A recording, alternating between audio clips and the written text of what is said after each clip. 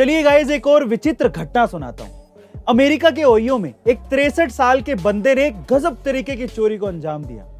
उस बंदे ने 58 फुट लंबे पैदल यात्री पुल को ही उखड़वा लिया और चोरी करके अपने साथ ले गया। जी हाँ गाइस, आप ठीक सुन रहे हैं। और तो और उस बंदे ने इस पुल की चोरी के लिए किराए की क्रेन का सहारा लिया। खैर, इतने बड़े पुल का चोर पकड़ा तो जाना था ही, और गिरफ्तारी के बाद इस अजब गजब चोरी का खुलासा हुआ। गाइस, इन सोशल मीडिया प्लेटफॉर्म्स के ज्यादा फायदे हैं या नुकसान, ये समझ पाना बेहद मुश्किल है, क्योंकि एक सोशल मीडिया प्लेटफॉर्म टिकटॉक के एक चैलेंज के चक्कर में एक मां ने अपनी बेटी खो दी।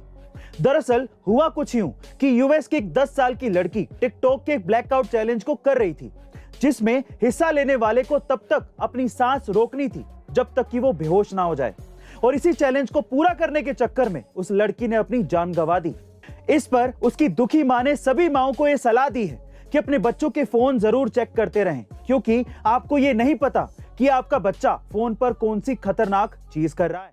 गाइस, आज के टाइम पे मोबाइल से एसएमएस भेजना सभी के लिए आम बात है, लेकिन आज से 30 साल पहले ऐसा नहीं था।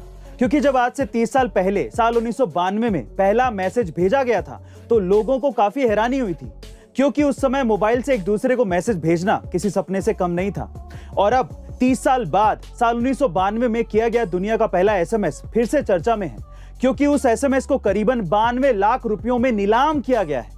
और आपको ये जानकर हैरानी होगी कि उस मैसेज में वही लिखा था जो आज आप सभी को शायद बोल रहे होंगे, मैरी क्रिसमस। गाइस, टिकटॉक भले ही इंडिया में बैन हो गया हो, लेकिन आपको ये जानकर हैरानी होगी कि टिकटॉक ने आज गूगल और फेसबुक जैसी वेबसाइट्स को पूरी दुनिया में पीछे छोड़ दिया है। दरअसल क्लाउडफेयर की साल 2021 की वेबसाइट रिपोर्ट्स में यह सामने आया है कि इस साल ऑनलाइन ट्रैफिक में दुनिया में सबसे ज्यादा लोग टिकटॉक पर वीडियो देखने गए हैं, और साल 2021 से पहले तक सबसे ज्यादा लोग गूगल पर जाया करते थे। अब इंडिया में बैन होने के बावजूद भी टिकटॉक का गूगल और फेसबुक को पीछे छोड़ना बहुत बड़ी बात है। कोरोना के इतने खतरे के बावजूद और सरकार के इतने कहने पर भी कई लोग कोरोना की वैक्सीन नहीं लगवा रहे, और इसमें बहुत से सरकारी मुलाजिम भी शामिल हैं।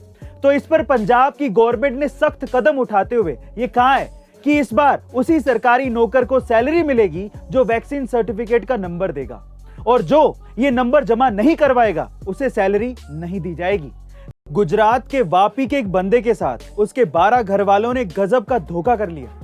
हुआ कुछ यूं कि गुजरात के वापी का ये बंदा एक लोकल इलेक्शन में खड़ा हो गया, तो उसको ये उम्मीद थी कि उसके 12 घर वालों के 12 वोट्स तो उसे मिल ही जाएंगे।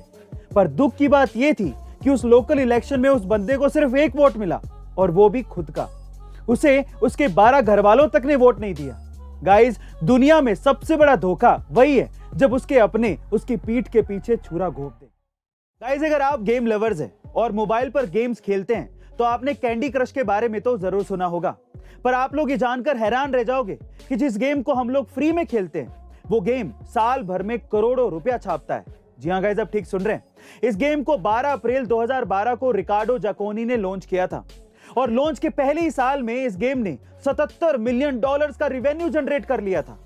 और साल 2020 में तो कैंडी क्रश ने $1 बिलियन यानी कि लगभग 7,000 करोड़ रुपए कमाकर मालिकों को मालामाल कर दिया था। और आज कैंडी क्रश के 1 बिलियन से ज्यादा यूजर्स हैं।